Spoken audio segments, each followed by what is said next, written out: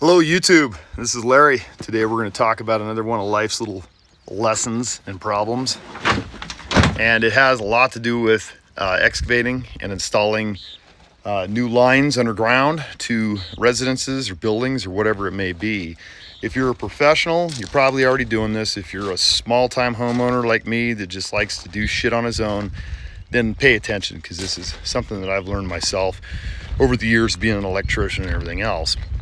There is a very cool, cheap, inexpensive thing that you can do that takes 2 seconds to do when you're installing any sort of underground lines, whether that's septic lines, septic tanks, leach fields, water lines, gas lines, anything that's not conductive. If it's plastic, it's not conductive, but you might need to find it in the future. I can tell you out of experience. This is the new barn dominion that I'm building here, and that's just a small little guest house that we're currently living in, and then there's a shop. Now, none of those structures were exactly planned to the boot, so I have had to dig and tap into water lines and power and everything else multiple times. And after you get a building or two, you start really getting congested with underground lines, and you don't want to smack them. So thankfully, when I installed all these, I had learned my lesson years ago to put in tracer wire. And all a tracer wire is a 12 gauge THHN or HHN. I think they dropped the T. Anyways, it's just 12 gauge solid core, solid copper electrical wire. You can buy this at Home Depot or any electrical supply shop, or hell, you might have a roll of it laying around. And then when you install your plastic pipe, you just tape your tracer wire to your pipe and you just leave the end looped. Now, this is sleeved, so that loop serves as a pull through as well as the end of the line. This is going to be my new feeder to this house, and the reason why I need to put a tracer on it is because the pump runs from the power panel in the guest house, so I won't have electrical running with this line. Now, typically, if you're installing a water system to a private well, you'll also have the power going to the pump in the same trench. That's not always the case, and if it's not, make damn sure you put on a tracer wire. Same thing with your septic tank. So this septic tank, I got cones around it so nobody drives on it. This is still a work in progress over here. But this septic tank, I installed, I think, probably about 2 years ago, and the leach field runs plumb out to those sand hills. There's 5 runs, and they're only, I think, 36 inches deep. So they're plastic. There's no way to find them, and you don't want to dig into them. So when I did this, I installed tracer wire. As you can see right here, it's all around the tank, that green wire right there. And that's how I was able to mark this tank to know exactly where to dig, was from the tracer wire. So if you open up my lid to my cleanouts, I got the wires stubbed out right there to the tank. That other one has all my leach field wires. If I can open it up, see, those are all leach field wires right there. So if I'm ever looking for my leach field, all I have to do is borrow or rent a locator, or you can call a locator, and then find my leach field.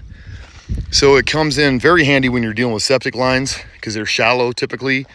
And I tape my wire on top of the line, so you won't hopefully go through the line trying to find the depth if you're using the depth on the locator.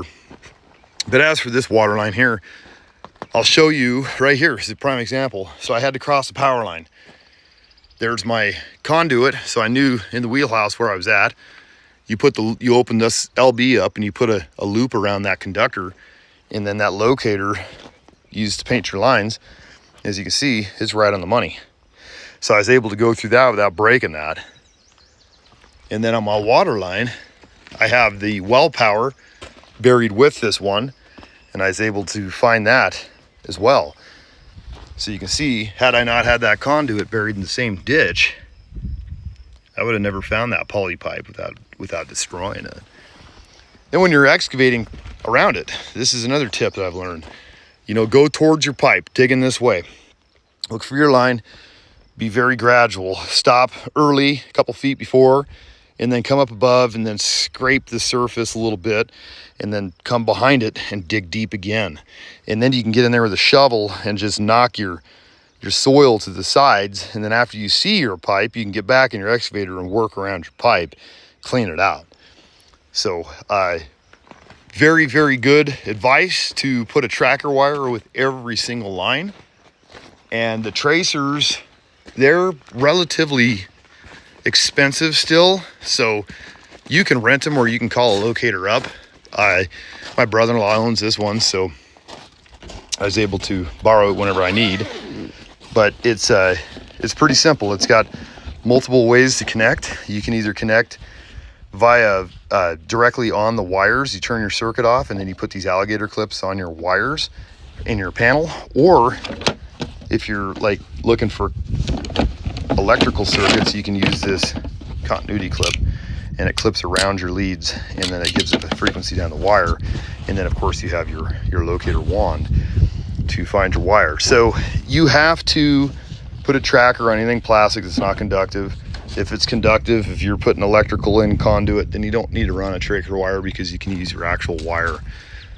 So I hope this helps anybody else out there who's kind of going through the same issues as me, is expanding their residence. And if you're not planning on living there forever, still do it, because somebody in the future will be very thankful. And I mean, when you're doing a septic system, like this one was like $3,000 to put in, and it cost me an additional $50 to bury the wire. And that saves me from having to repair it or anything in the future, because I know right where it's at. Highly, highly recommend doing that. Anyways, best of luck to everybody who's watching. Thanks for watching.